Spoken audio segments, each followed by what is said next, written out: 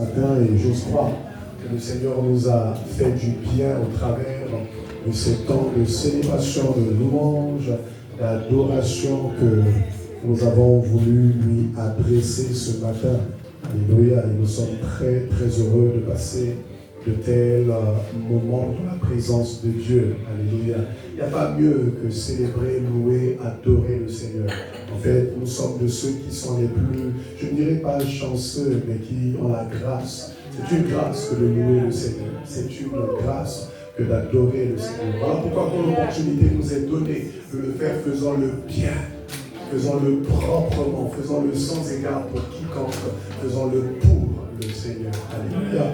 Voilà pourquoi ce matin, nous voulons revenir sur notre thématique que nous avons commencé à aborder depuis un petit moment. Nous avons fait un break avec le passage du verset de Yves, mais nous sommes dans une dynamique où nous sommes en train de parler des adorateurs que le Père demande, les adorateurs que le Père recherche. Alléluia. Et parlons d'ailleurs de l'adoration. Nous avons introduit ces moments en prenant l'image de David avec Uza qui, lors du transport de l'arche de l'Alliance, Uza fut frappé parce qu'il a voulu exercer un service pour lequel Dieu ne lui avait pas appelé. Et nous avons compris que l'adoration n'est pas d'abord quelque chose que nous faisons parce qu'il n'y a personne pour faire. L'adoration est un appel. Et nous avons compris que Dieu ne cherche pas l'adoration, mais Dieu cherche les adorateurs. Voilà pourquoi dans l'histoire de Uza, nous avons compris quelque chose de très important. Quand David s'est rendu compte que la première démarche lors du transport de l'arche de l'Alliance ne respectait pas les clauses que Dieu avait fixées, la Bible dit que cette fois-ci, David est allé appeler les Lévites, les hommes et les femmes que Dieu avait choisis, consacrés, mis à part pour ce service-là. Il a dit, parce que vous n'étiez pas là, l'Éternel nous a frappés. Donc on s'est rendu compte qu'en ce qui concerne l'adoration, ce n'est pas d'abord les artifices que nous apportons à Dieu qui prime, parce que nous avons vu que lors de ce transport, David a offert à Dieu plusieurs types de performances. Nous avons dit que David a offert à Dieu ce qu'on appelle une performance scénique, parce que les tenues étaient là, les habillements étaient là, tous les instruments étaient là, répartis par des corps, les altos étaient là, les sopranos étaient là, les ténors étaient là, les bassistes étaient là. Chaque instrument respectait une certaine classification. Et nous avons dit que David a mis en face aussi une performance vocale, parce que la Bible dit chantant et jouant pour l'Éternel. Donc il n'y avait pas seulement une performance scénique, il y avait aussi une performance vocale, des belles voix, des hommes qui chantaient comme David. David s'est entouré des professionnels de la musique, des bons instrumentistes. Mais la Bible à moi me dit que malgré tout cela, l'Éternel a frappé. Il a frappé pourquoi? Parce qu'il n'y avait pas des hommes choisis pour.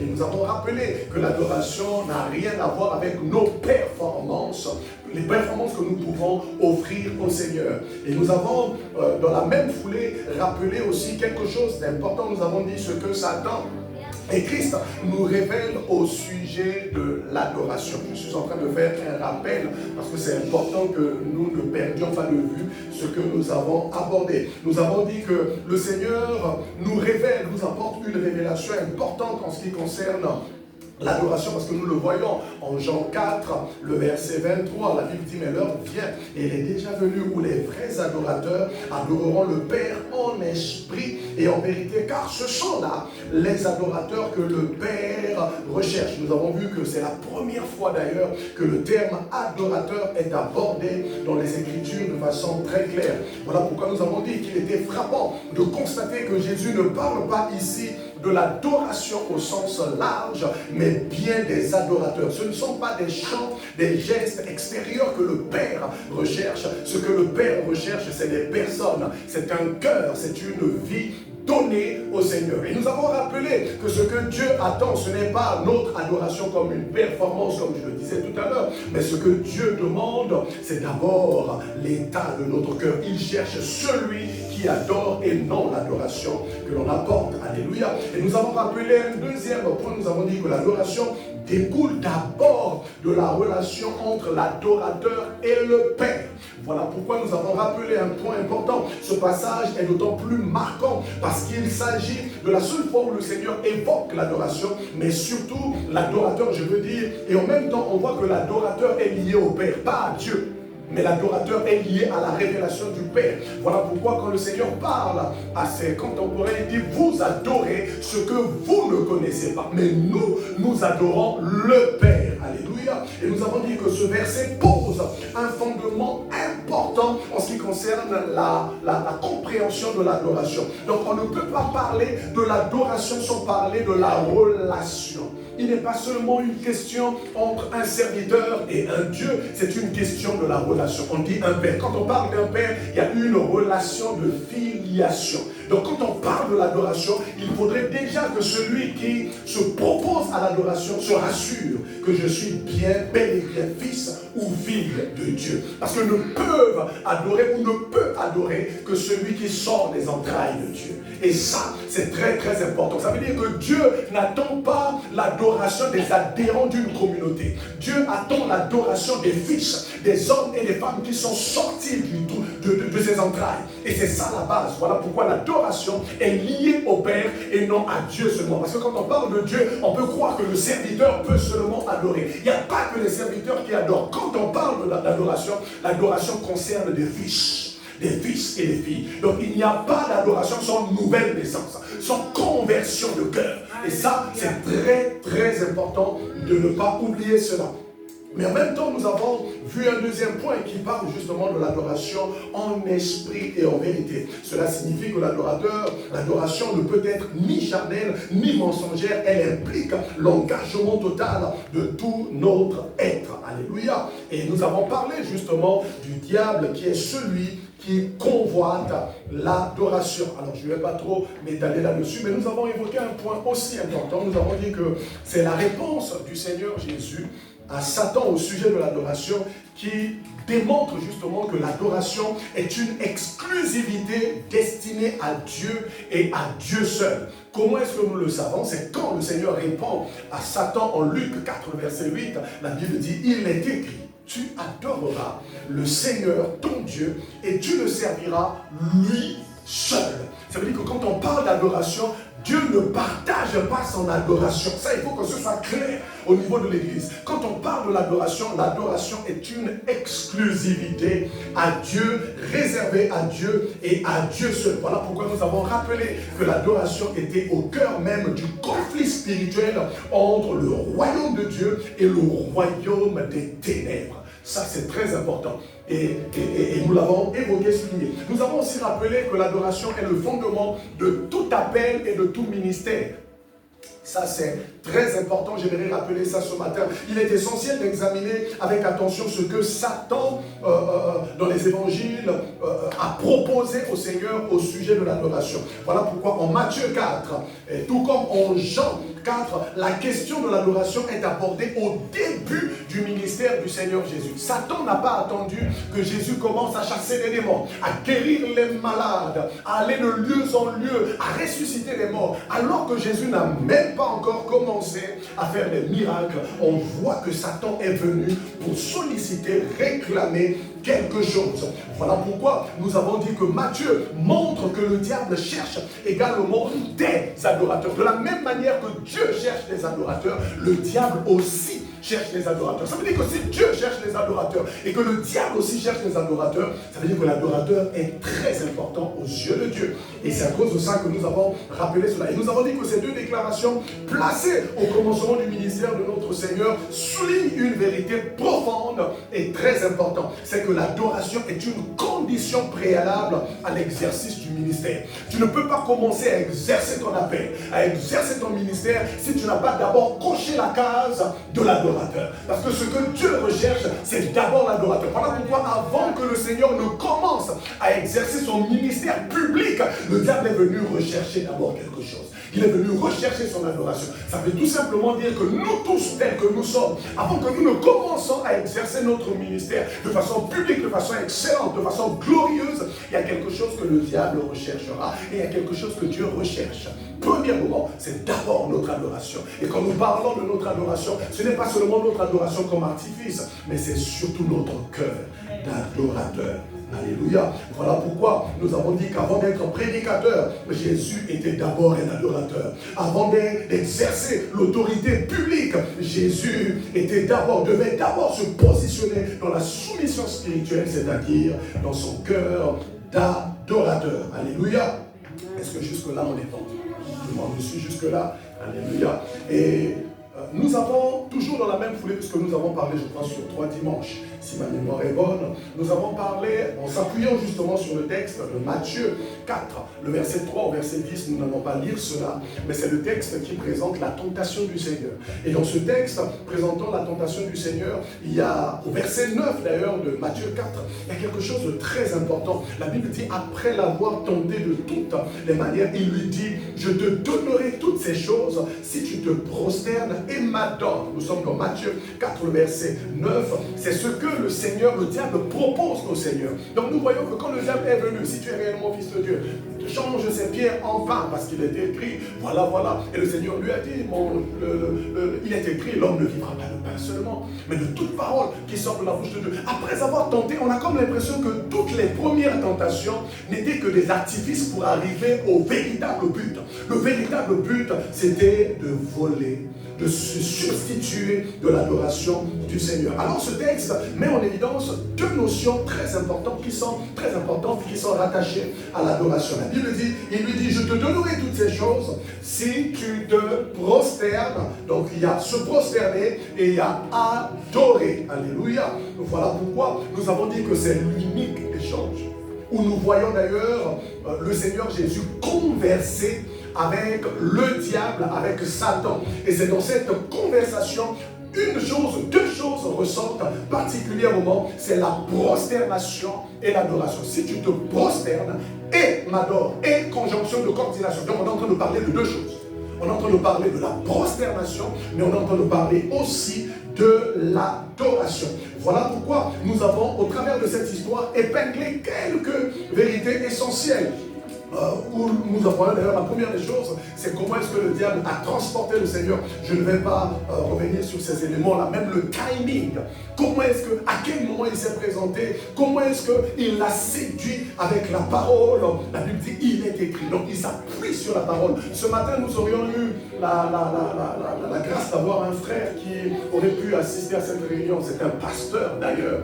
J'aurais aimé qu'il soit là, parce que c'est un pasteur qui, avant d'être un serviteur de Dieu, il a été dans le monde occulte. Il a servi dans la loge maçonnique. Et c'est un frère qui a fait beaucoup de dégâts, en tout cas par lequel je dirais, mais pas un frère qui a fait beaucoup de dégâts, mais le diable, au travers de sa vie, a fait beaucoup de dégâts. Je me souviens qu'à cette époque, quand nous apprenions ce qui se passait, on avait des jeunes Congolais qui mouraient dans des accidents de route. On apprenait, et c'était régulier, c'était ça revenait assez régulièrement. On apprenait qu'un tel est mort. Et quand ce frère s'est converti, il a commencé à nous expliquer comment ces gens-là mouraient. En fait, c'était des régimes de sacrifice qui se faisaient. Et quand il a dévoilé tout ça, on était stupéfaits. Mais c'est un homme qui a été initié à la loge maçonnique par un psaume. Par la Bible. On lui a présenté la Bible avec un psaume. On a initié quelqu'un aux œuvres occultes avec la Bible. Avec la Bible. Voilà pourquoi nous avons parlé justement de la séduction de l'ennemi par la parole. C'est à cause de ça que, frère, tu ne peux pas te contenter du logos si l'Esprit de Dieu ne donne pas la lumière à la parole. La Bible déclare que la révélation de la parole est claire. Elle donne l'intelligence aux saints. Ça veut dire que si tu te contentes de la parole, il est écrit, si ton bras est une occasion de chute, coupe-le. Bien aimé, tu vas couper les bras, mais tu n'auras pas la révélation qui se cache derrière la parole. Et c'est à cause de ça que nous avons rappelé d'ailleurs ce que Jean a dit dans son prologue. La Bible dit, au commencement était la parole, et la parole était avec Dieu, et la parole était Dieu. Et la Bible dit, rien de ce qui a été fait n'a été fait sans elle. En elle était la vie, et la vie était la lumière des hommes. Et la Bible dit, la lumière luit dans les ténèbres, et les ténèbres ne l'ont point reçu. Mais à tous ceux qui l'ont reçu, Elle a donné le pouvoir de devenir enfant de Dieu. Donc nous remarquons une chose. Au commencement, c'est la parole. Il faut que la parole apporte sa lumière pour qu'il y ait conversion. Donc nous ne devenons pas enfants de Dieu si nous n'avons pas la lumière de la parole. Voilà pourquoi un chrétien ne peut pas se contenter du logos, de la parole écrite seulement. Faudrait-il encore recevoir la révélation de la parole pour être complètement transformé, complètement visité. Et ça, c'est très important pour un enfant de Dieu. Nous sommes devenus les enfants de Dieu parce que nous avons reçu la lumière de la parole. Si la parole ne nous avait pas éclairés, donc s'il n'y avait pas la révélation de la parole de Dieu, nous ne serions pas été enfants de Dieu. La preuve d'ailleurs, nous sommes juste à côté d'Israël, ici à côté. Ils ont la parole, mais parce que la parole ne leur a pas éclairé, jusqu'à présent, ils ont rejeté celui qui est venu les sauver. Pourquoi? Parce que la parole n'a pas été révélée. Voilà pourquoi la Bible dit une chose importante, la lettre tue. Il y a des personnes qui ont lu la Bible pour faire des expéditions, mais la Bible qu'ils lisent ne leur a pas apporté la vie. Pourquoi? Parce qu'il n'y a pas eu d'éclairage, il n'y a pas eu de lumière. Il faut que la parole, il faut que l'Esprit donne la parole. Voilà pourquoi le Seigneur a dit les paroles que je vous ai dites sont esprit et vie. Et j'aime souvent dire la parole sont l'esprit, c'est la religion. Et l'esprit sont la parole. Papa, 12 malins, maudits. C'est la sorcellerie pire de Dieu. Ça veut dire que quand on commence à utiliser la parole de Dieu, quand on commence à parler de l'esprit, mais qui ne se soumet pas, qui ne se repose pas sur la parole, on est déjà dans l'occultisme. Et ça, c'est important de ne pas perdre de vie cela. Alléluia. Voilà pourquoi nous avons pris la peine finalement de définir rapidement ce que c'est que prosterner. Et nous avons compris que prosterner a trois directions. Premièrement, prosterner, qui vient du grec pito, veut tout simplement dire descendre d'un lieu élevé vers un lieu plus bas. C'est un peu l'expression descendre de son piédestal. C'est quand tu quittes une position élevée et tu descends à une position un peu plus basse. Mais nous avons vu aussi que prosterner, c'est descendre d'une position debout à une position tombée au sol en signe de. Ça veut dire que ce n'est pas juste le fait de quitter une position et de descendre, c'est on descend mais avec un objectif. On descend mais avec un but. On s'incline, on se rabaisse mais avec un objectif bien donné. Et nous avons dit qu'on le fait en signe de révérence, en signe d'hommage, d'adoration avec une divinité. C'est se livrer totalement. Voilà pourquoi, frère, quand tu te prosternes devant quelqu'un, il n'y a plus de sécurité. Tu ne te protèges plus. Tu te protèges quand tu as quelqu'un en face de toi. Tu sais que s'il bouge un peu, tu peux toi aussi bouger. Tu peux te préserver, n'est-ce pas? Mais quand tu te prosternes, tu ne vois pas ce qui se passe. On peut te poignarder, tu ne le sauras pas. Voilà pourquoi dans la Bible, on parle de la mort d'Amasa par Joab. La Bible dit que Joab avait l'épée cachée derrière son dos. Amasa n'a pas pris garde à cela. Il a pris par la barbe, il a salué, ça va mon frère, et lui n'a pas regardé la main, et c'est la main qui l'a tué. La Bible dit qu'il est mort d'un seul coup, il n'a pas eu le temps de se relever. Pourquoi? Parce qu'il n'avait pas de vigilance. Donc quand on parle de se prosterner c'est un signe d'abandon. C'est quand nous décidons de mettre tout. Voilà pourquoi on dit, on le chante souvent, I give myself away. C'est-à-dire je me livre totalement. Et nous avons rappelé que c'est d'ailleurs quelque chose qui explique la démarche dans une certaine religion dont je ne citerai pas le nom ici. Et nous voyons qu'il y a des personnes qui se prosternent. Et on est surpris de voir que 5 fois par jour, il faut se prosterner.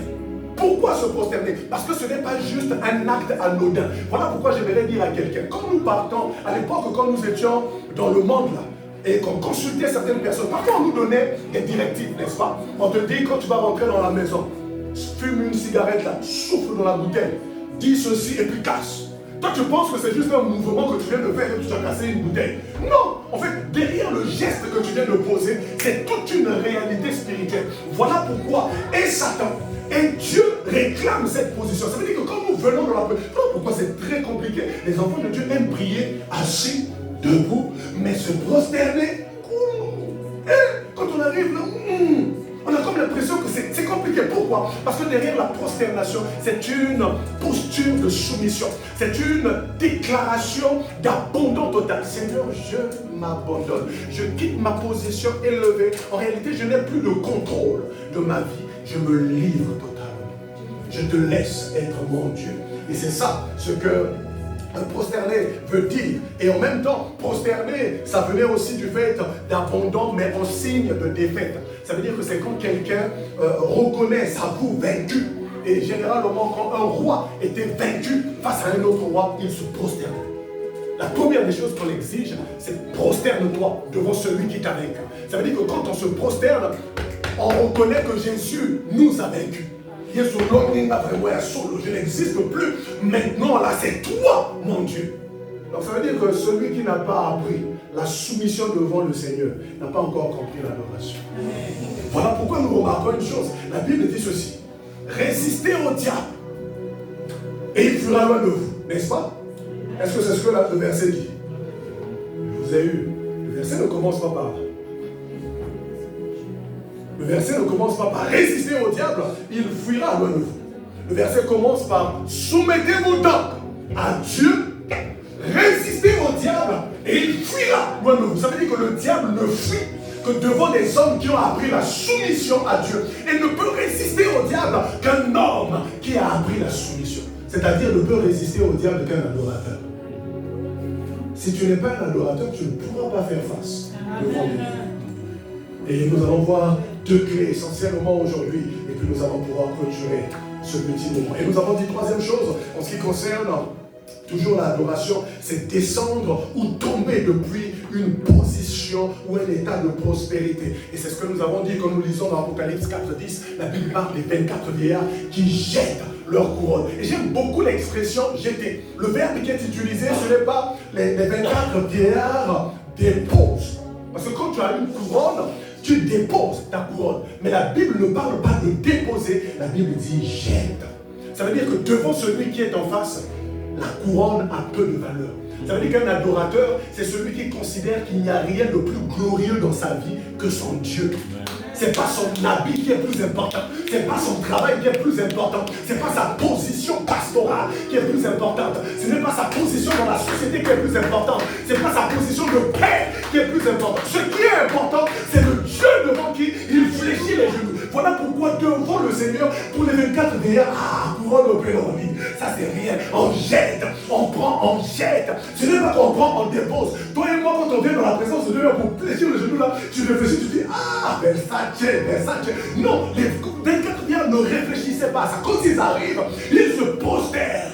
Simplement, il n'y a rien qui a de la valeur dans la présence de Dieu, sinon celui devant qui on se prosterne. Voilà pourquoi, quand on parle de se prosterner, c'est une personne qui a conscience qu'il n'y a rien de plus important en moi, il n'y a rien de plus important dans ma vie que le Dieu devant qui je fléchis mes genoux. C'est ça, prosterner. Alléluia. Et nous avons parlé aussi d'adorer. La Bible dit si tu te prosternes et m'adores. Et nous avons dit qu'adorer vient du grec proskuneo. Et proskuneo, on a comme l'impression que c'est des synonymes, mais ce n'est pas des synonymes. Autant l'adoration qui est une décision intérieure doit se caractériser, se matérialiser par des actes extérieurs. Voilà pourquoi ton adoration ne peut pas être cachée. Aide-moi à dire à quelqu'un, l'adoration n'est jamais quelque chose de caché. Quand tu es un adorateur, ton adoration doit être visible. En réalité, on a prosterné. Prosterné, c'est la représentation extérieure de l'adoration qui est dans nos cœurs. Quand on parle d'adoration, l'adoration c'est embrasser la main de quelqu'un en signe de révérence. Ça veut dire que je reconnais que cette personne est une autorité et en signe de révérence, en signe de soumission à cette personne, je viens embrasser sa main. Mais chez les orientaux, et plus particulièrement chez les Perses, c'était le fait de tomber à genoux jusqu'à toucher le sol avec son front. C'est-à-dire que je n'existe plus.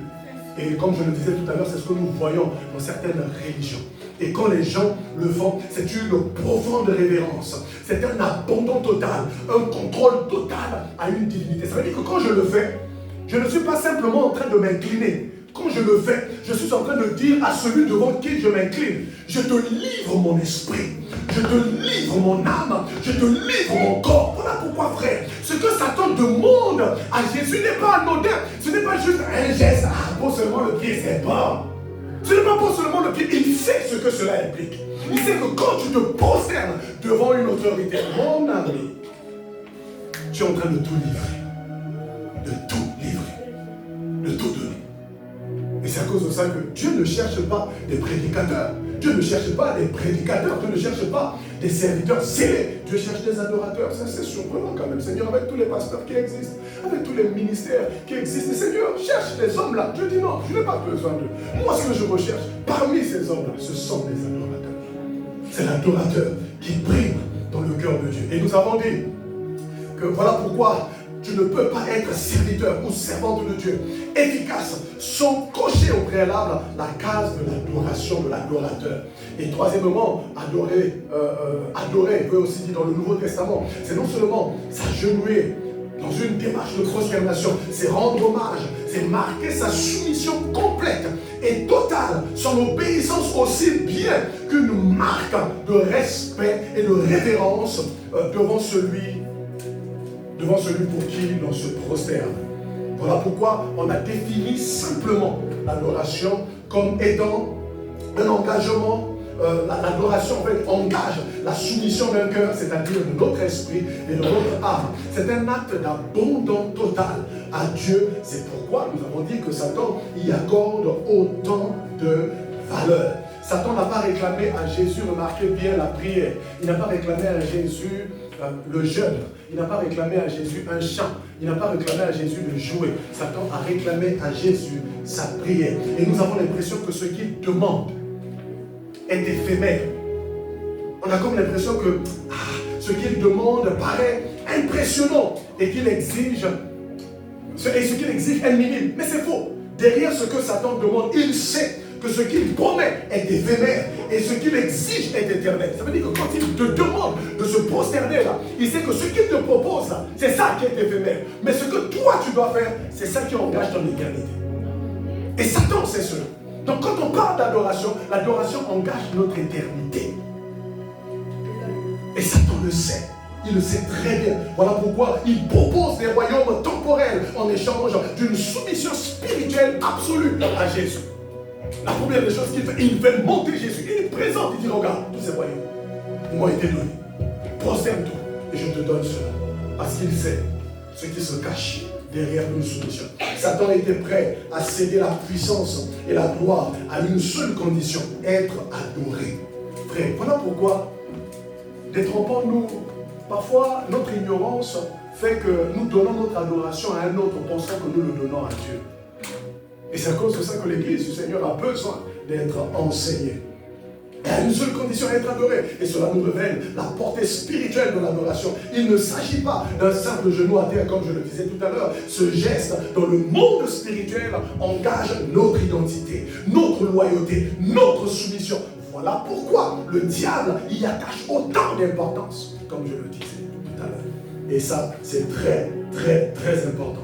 Alors, avant de clôturer ces moments, je voudrais nous rappeler une chose importante, deux choses que je voudrais nous dire ce matin et nous allons clôturer ce petit moment. Mais avant cela, permettez-moi de rappeler quand même, est-ce que vous avez remarqué qu'en matière d'adoration, le diable ne fait pas de sous-traitance?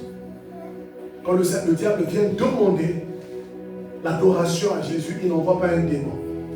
L'adoration est tellement importante que Satan vient lui-même. Il vient négocier avec Jésus. Alors qu'il a une organisation satanique qui existe, il aurait pu envoyer un de ses généraux, mais Satan n'envoie pas un général. Il vient lui-même négocier l'adoration de Jésus parce qu'il sait que l'adoration est très, très, très importante. L'enjeu est trop grand pour être confié à un démon. Ce n'est pas une simple question d'un rituel religieux ou d'une posture extérieure. Satan sait, Satan est prêt à céder les royaumes pour avoir l'adoration du Christ. Il sait ce qui se cache derrière. C'est nous qui ne connaissons pas ces choses. Voilà pourquoi nous jouons un peu avec ces réalités. Alléluia. Alléluia. Et nous bénissons le Seigneur pour cela. Alors, ce matin, je voudrais clôturer en rappelant une chose importante en ce qui concerne l'adoration. La première des choses que je voudrais nous rappeler ce matin, c'est que, est-ce que vous savez que l'autorité de l'Église est donnée aux adorateurs?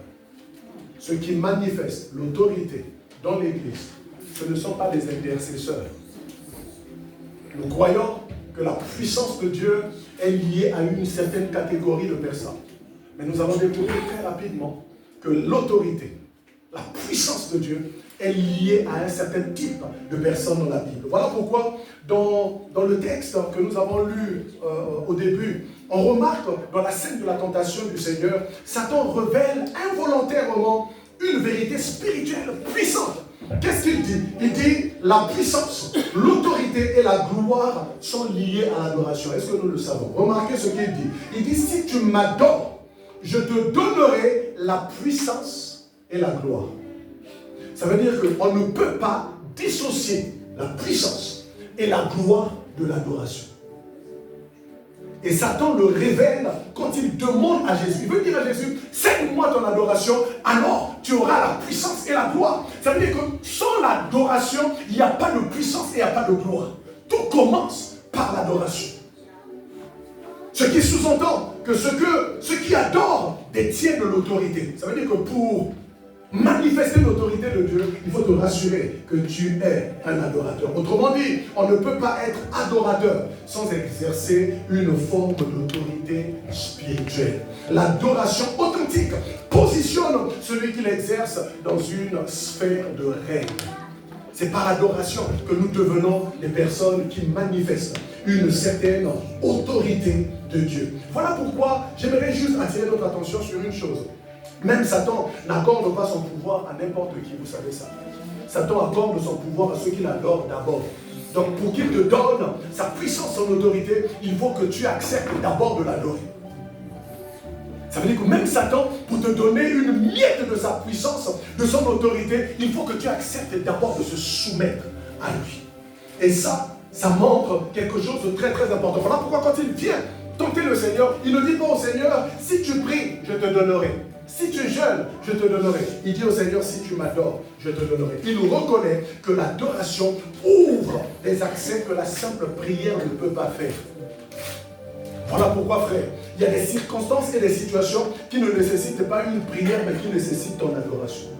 Il y a des choses pour lesquelles tu n'as pas besoin d'élever la voix dans la prière. Il faut adorer. Et Rachel nous parle de cela. Léa, autant pour moi, nous démontre cela. Cette femme qui recherchait à chaque fois l'amour de son Dieu, l'amour de son mari. Mon Seigneur, Jacob, jusqu'à quand il va me rejeter de la sorte? Mais quand il donne naissance à son fils, Judas, il dit cette fois-ci, je louerai l'Éternel. Cette fois-ci, je ne ferai plus rien. Il ne savait pas que le jour où il fait le choix de l'adoration de Dieu, il ouvre la porte à la royauté. Celle qui était méprisée, c'est par elle que Jésus vient. Ça veut dire que celle qui n'était pas aimée, celle qui n'était pas choisie, parce qu'un jour elle a décidé d'adorer le Seigneur par sa naissance, par l'enfant qu'elle a donné, elle a ouvert la porte aux grâces qu'elle n'avait pas avant. L'adoration nous ouvre des portes, bien aimés.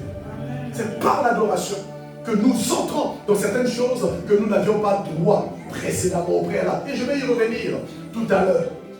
Voilà pourquoi, quand nous parlons de la prière, quand vous lisez dans la Bible, quand on parle de la relation d'Adam et Ève dans le jardin, bien aimé, on ne parle pas de la prière de la façon stricte comme nous voyons de nos jours aujourd'hui. Ils vivaient dans une communion constante avec Dieu. Et l'homme n'a pas été créé premièrement pour prier. L'homme a été créé pour adorer. Voilà pourquoi la prière est venue avec la chute. C'est par la chute que nous avons commencé à prier le Seigneur. Mais avant que la prière ne vienne, l'homme était un adorateur. La prière est née après la chute. Voilà pourquoi l'adoration a précédé la chute.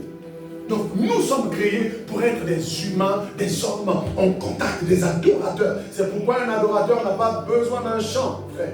Un adorateur n'a pas besoin de la musique pour adorer. Il est lui-même un chant. Il est lui-même la musique. Il est lui-même l'offrande que Dieu recherche. Voilà pourquoi j'insiste là-dessus, frère. L'homme a été créé pour adorer et non d'abord pour prier. L'adoration déverrouille, frère, les choses que la prière ne pourra jamais produire. Voilà pourquoi il existe des bénédictions que l'on obtient en devenant un véritable adorateur. Il y a des choses que tu ne pourras pas saisir si tu ne deviens pas un véritable adorateur. Et le Père ne cherche pas des intercesseurs, il ne cherche pas des prédicateurs, il ne cherche même pas des serviteurs zélés. Le Père cherche des adorateurs. Voilà pourquoi Jean 4, verset 33 le spécifie clairement. Le Père cherche des adorateurs qui l'adorent en esprit et en vérité. Autrement dit, l'adoration est le chemin le plus court vers l'autorité spirituelle. Tu ne peux pas manifester une certaine autorité si tu n'es pas un adorateur. Voilà pourquoi c'est quand les adorateurs se rassemblent dans un certain endroit. Vous n'avez jamais remarqué que parfois, dans certaines réunions de l'église, on n'a pas besoin de faire des prières de proclamation. Les gens sont juste en train d'adorer et vous avez des manifestations de lumière. Nous avons déjà vu cela, n'est-ce pas? Nous avons déjà été dans des réunions comme ça. Pourquoi? Parce que chaque adorateur est est un amplificateur, j'en parlerai tout de suite. C'est quelqu'un qui manifeste l'autorité de Jésus. Quand des personnes, des adorateurs prient en un endroit, nous sommes des instruments de manifestation de l'autorité. Et là où l'autorité de Christ est manifeste, aucun esprit impur ne peut rester calme. Et quand les esprits impurs agissent dans un environnement tranquillou, ça veut tout simplement dire que dans cet environnement-là, il y a un problème d'adoration. Il n'y a pas des adorateurs. Et quand nous devenons de véritables adorateurs, il y a quelque chose qui se passe, il y a quelque chose qui se passe. Voilà pourquoi celui qui adore entre dans une dimension qui nous reçoit non seulement la faveur de Dieu, non seulement il reçoit la faveur de Dieu, mais il nous reçoit aussi l'habilitation céleste, c'est-à-dire une capacité de manifester une puissance que nul autre ne pourrait manifester. Voilà pourquoi l'autorité n'est pas conférée à ceux qui prient seulement, mais l'autorité est conférée à ceux qui adorent véritablement. À ceux qui adorent véritablement. Voilà pourquoi j'aimerais prendre cet exercice, cet exemple de Paul et de Silas. Remarquez bien ceci. Quand nous lisons Acte 16, le verset 25 au verset 26, nous remarquons quelque chose de très très intéressant. Et ça a attiré mon attention. La Bible dit vers le milieu de la nuit, Paul et Silas priaient et chantaient les louanges à Dieu. Ça veut dire que les hommes étaient en train d'adorer le Seigneur. C'est quand Paul et Silas sont en train d'adorer le Seigneur que quelque chose se passe. La Bible parle du tout à coup soudain de Dieu. Ce n'est pas quand ils étaient en train d'intercéder, Seigneur, Seigneur. La Bible parlant même de Pierre, la Bible dit qu'il dormait entre des soldats. Il n'y a qu'un adorateur qui peut dormir dans une prison. Et quand un adorateur est quelque part, il y a quelque chose qui se passe. Et écoutez ce que la Bible dit. Alors qu'ils priaient, chantaient, et chantaient les louanges à Dieu, les prisonniers les entendaient. Le verset qui vient après dit quoi? Le verset 26. La Bible dit tout à coup, le soudain de Dieu, il se fit un grand tremblement de terre. Wow. Voilà ce que un adorateur là, l'adoration produit. Un tremblement de terre, en sorte que les fondements de la prison. Bien aimé, il y a des prisons spirituelles qui nécessitent l'adoration d'un homme.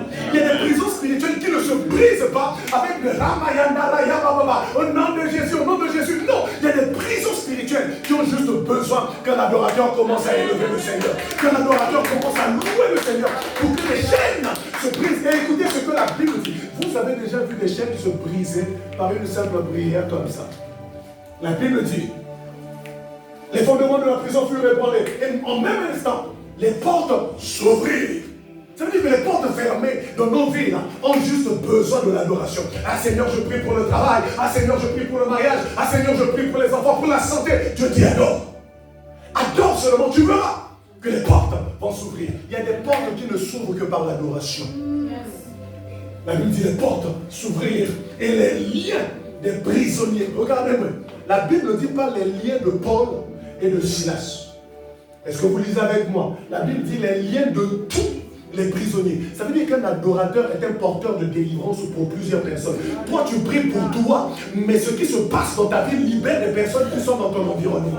C'est ça l'adoration. Ça veut dire que quand un adorateur prie, sa prière ne calcule pas que sa vie. Sa prière regarde autour de lui et dit, ah, qui est-ce qu'on peut toucher? Et Dieu touche les hommes autour de toi alors que tu ne priais pas pour eux. Toi, tu priais pour ta situation, mais ton adoration devient le canal de délivrance pour les personnes qui sont autour de toi. C'est ça l'autorité de l'adorateur. Quand un adorateur prie vrai, il y a des choses qui se passent. Et la Bible dit, tous les prisonniers les liens furent remplis. Tous les prisonniers, sans exception.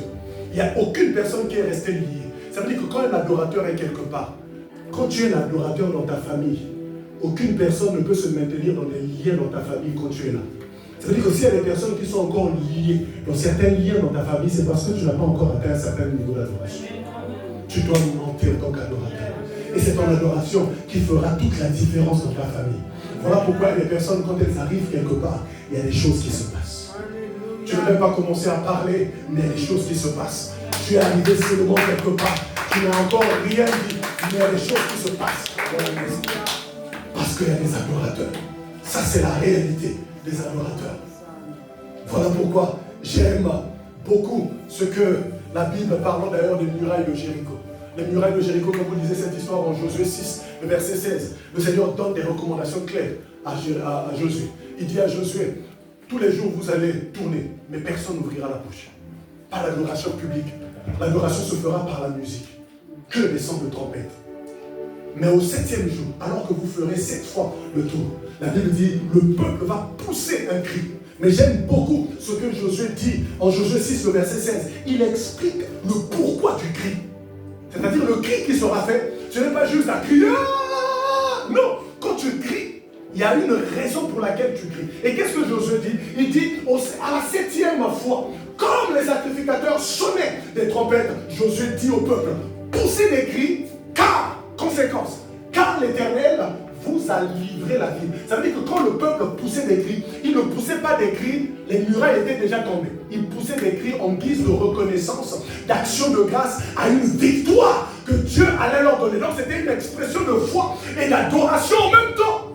Les murailles ne sont pas encore ébranlées, mais vous poussez des cris parce que vous croyez qu'elles vont tomber. Oh, quelle foi! Et la Bible déclare que tout le peuple a poussé des cris. Bien aimé, c'est leur adoration qui a fait taire tout. Alors, j'aimerais prendre cet exemple pour montrer que l'adoration ouvre l'accès à la puissance, c'est-à-dire à l'onction qui brise non seulement le joug, qui brise les liens spirituels, qui renverse les forteresses et installe la délivrance, mais mieux encore, l'adoration nous libère de beaucoup de choses. Voilà pourquoi l'adoration vient comme un intensificateur de la présence de Dieu. Alors, il y a une histoire qui m'a beaucoup béni dans la parole de Dieu. C'est l'histoire de la femme sino-phénicienne. Je ne sais pas si vous avez déjà lu cette histoire de la femme sino-phénicienne, mais la Bible nous parle d'une femme qui est venue, qui a crié vers le Seigneur. Il a dit, Seigneur, secours ma fille. Quand vous lisez cette histoire, la Bible dit, alors qu'elle criait au Seigneur, en disant, Seigneur, viens au secours de mon enfant, viens au secours de mon enfant. Jésus n'a pas répondu. Silence total. Au point où les apôtres viennent voir le Seigneur en lui disant, Seigneur, renvoie-la seulement, renvoie-la. Parce qu'elle est en train de nous importuner. Renvoie-la. Jésus n'a pas répondu à cette femme.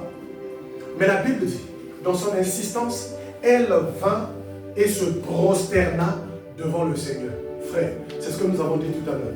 Quand elle a crié, ses cris n'ont pas interpellé Jésus. Il n'y a pas eu de réaction quand elle a crié. Mais quand elle s'est prosternée, Jésus a commencé à parler.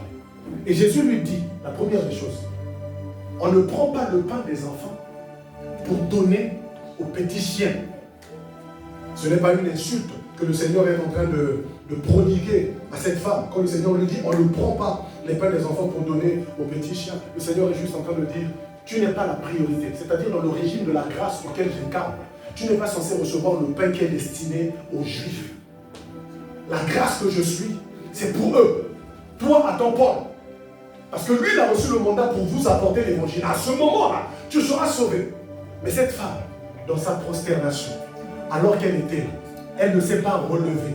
Elle est restée là à genoux. Donc, dans une attitude d'adoration. C'est-à-dire, Seigneur, je m'abandonne entièrement à toi. Je suis soumise à l'autorité qui est devant moi. Père, même les petits chiens mangent les miettes qui tombent de la table de leur maître. Alors le Seigneur regarde et dit, oh femme, dans tout Israël, je n'ai jamais vu une foi aussi grande. Regardez, c'est l'adoration et la foi de cette femme qui a ouvert une porte à une grâce qui ne lui était pas destinée à ce moment-là. C'est-à-dire que le cœur d'adorateur t'ouvre les accès que tu n'avais pas avant. Des choses qui ne t'étaient pas destinées, ton cœur d'adorateur peut te donner accès. C'est notre adoration qui nous ouvre les portes. Elle n'y avait pas accès, mais elle y a eu accès parce qu'elle a eu une bonne attitude. Elle était une adoratrice. Elle est venue se soumettre devant son roi. Elle a dit, Seigneur, souviens-toi de moi. Souviens-toi de moi véritablement. Et je m'arrête là et je dirais ceci. Frère, l'adoration, comme je le disais tout à l'heure, est un amplificateur, un intensificateur de la présence de Dieu. Un adorateur véritable ne se contente pas seulement d'adorer. Il devient lui-même une atmosphère d'adoration. Voilà pourquoi un adorateur transporte la présence de Dieu au point de modifier son environnement. La maison de Saül était une maison trouble. La maison de Saül, c'était le roi choisi par Dieu, mais dans une maison habitée par des démons. Il est le roi de Dieu, mais il est troublé par les démons. Il est celui que Dieu a choisi, celui qui a reçu l'onction, mais il n'a pas l'intimité de David. Et quand David arrive dans sa maison, la présence de David dans sa maison change l'atmosphère de la maison. Et la Bible avant me dit ceci. Regardez bien. La Bible dit en 1 Samuel 16, le verset David. David prenait la harpe et jouait de sa main. Saül respirait alors. Ça veut dire que quelqu'un est dans sa maison, dans un palais royal. Frère, voilà pourquoi la richesse sans Dieu, c'est terrible. Demandez à ceux qui ont la richesse sans Dieu. Ils ne sont pas à l'aise. Parce que la richesse où tu as, où il faut que tu te réveilles à 3h02, pas 3h03, 3h02, et tu commences à faire des incantations pour que l'argent reste chez toi. Papa, ça c'est pas une richesse. La richesse où il ne faut pas commettre une erreur. Moi je me souviens quand mon père souffrait des crises de folie, on nous a dit, regardez même, en fait, le diable te propose des choses où il sait que tu vas sûrement tomber dedans. Il viendra un moment où tu vas tomber. On nous dit, pour que votre papa demeure intact, qu'il ne soit pas sujet aux crises de folie. Vous ne devez jamais piétiner le charbon. Va au Congo et ne piétine pas le charbon. Dis-moi comment tu fais ça. Dans notre sable là, il y a le charbon partout. On prépare avec le bois, on prépare avec le charbon, on en trouve partout. Tu fais seulement ça dans le sable, tu trouves le sable. Mais on te dit ne piétinez pas. Donc tu marches comme ça. Tu ne peux pas marcher comme ça, c'est pas possible. Un jour tu vas piétiner. Et c'est ce que le diable donne. Quand il te donne, il te dit ne fais pas ça. Mais quand Dieu te donne, quand tu portes la présence de Dieu, tu deviens comme David. Un Saül, un roi, mais un roi qui est troublé. Un roi qui n'a pas la paix. Voilà pourquoi j'aime beaucoup. David n'était pas juste un instrumentiste. David n'était pas juste quelqu'un qui joue. David était la musique de Dieu. En fait, un adorateur est la musique de Dieu. C'est quand toi tu es. Ce que tu es là, c'est ce que Dieu veut entendre. Ce que tu es là, c'est ce que Dieu veut voir. Ce que tu es, ta vie, c'est ça ce que Dieu recherche. Voilà pourquoi la Bible parle de David. Quand le roi était troublé, David venait, alors qu'il posait juste ses doigts sur les cornes de la harpe. La Bible dit, alors le roi respirait plus à l'aise. Et la Bible dit, il se trouvait soulagé. Et le mauvais esprit se retirait de lui. Ça veut dire que quand la présence de Saül n'a pas réussi à retirer un mauvais esprit, celui qui est un adorateur porte l'autorité de Dieu. Voilà pourquoi je le disais tout à l'heure. Un adorateur, quand il se tient quelque part, aucun esprit impur ne peut rester. Aucun démon ne pouvait rester en présence de David parce qu'il avait la présence de Dieu. Voilà pourquoi, de même quand nous devenons des adorateurs, les démons ne peuvent pas rester. Quand tu es quelque part, quand tu discutes avec quelqu'un, c'est pas possible. Tu es en train de parler avec quelqu'un, tu sens seulement les zigzags. Les zigzags. Frère, dans le bus, c'est quoi le problème? Je me souviens d'un frère, ça se passe à Paris, en plein métro. C'était une conversation, tout ce qu'il y a de normal et de naturel dans un métro. Et c'était même pas qu'on discutait avec la personne. Vous êtes en train de discuter, c'est comme je suis avec Léane, on est en train de parler de la foi, on parle de comment est-ce que Dieu a fait un certain nombre de choses, et puis il y a quelqu'un qui nous interpelle à côté. Il veut rentrer dans un débat.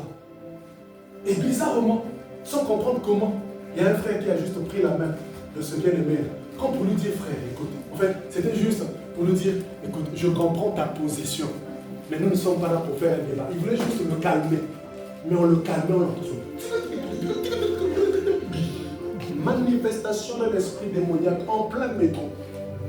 Les gens disaient, crise d'épilepsie. Non, on savait que ce n'était pas une crise d'épilepsie, frère. Au nom de Jésus, tu sors de ce corps. Et quelqu'un était libéré tranquillement. Et lui-même ne comprend pas. Quand il revient, qu'est-ce qui s'est passé? En fait, c'est de Jésus, là, quand on parlait, c'est lui qui vient de faire ça. Il vient te libérer de quelque chose. Et c'est ça, comme nous sommes les adorateurs. Quand on est adorateur, là, papa, tu te tiens quelque part, l'atmosphère change. Tu deviens quelqu'un qui intensifie la présence de Dieu quelque part. Quand toi, tu viens dans un culte, tu prends seulement le micro, là, tu commences à chanter, on sent qu'il y a quelque chose qui se passe. C'est ça un adorateur. Un adorateur n'improvise pas. Un adorateur ne force pas. Un adorateur ne s'impose pas. Un adorateur, quand il prend le micro, vous-même, vous savez. Vous n'avez même pas besoin qu'on vous dise. Avec ma femme, nous avons connu un frère, il est au Maroc, il est même actuellement en Belgique. Il s'appelle Jean-Christophe Dobré. Il est de la Côte d'Ivoire. Ce frère, papa, papa Charles, il prend le micro comme ça. Même un chant qui n'a pas d'accord, c'est-à-dire il chante hors gamme. Donne-lui le micro, qu'il chante hors gamme. Dans son hors gamme, tu vas pleurer. Il a la grâce de Dieu. Et quand tu l'écoutes, tu sais que lui, là, il n'y a pas photo, il n'y a pas à chercher midi à 14h. Un adorateur. Ça s'installe naturellement. Tranquille. La présence de Dieu ne se force pas. On intensifie la présence de Dieu. Voilà pourquoi ce matin, le Seigneur veut encore une fois de plus nous interpeller. Nous sommes des intensificateurs. Nous sommes des porteurs d'autorité de Dieu. Mais cela n'est possible qu'en devenant de vrais adorateurs. Alléluia. Quand nous allons nous mettre debout, nous allons prier ensemble.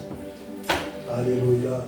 Je veux qu'on fasse quelque chose simplement ce matin. Je veux que tu ailles vers un frère ou une soeur en disant, en faisant une prière avec une personne particulièrement. Tu vas dire, Seigneur, je veux prier pour ce frère, pour cette soeur. Je veux prier particulièrement.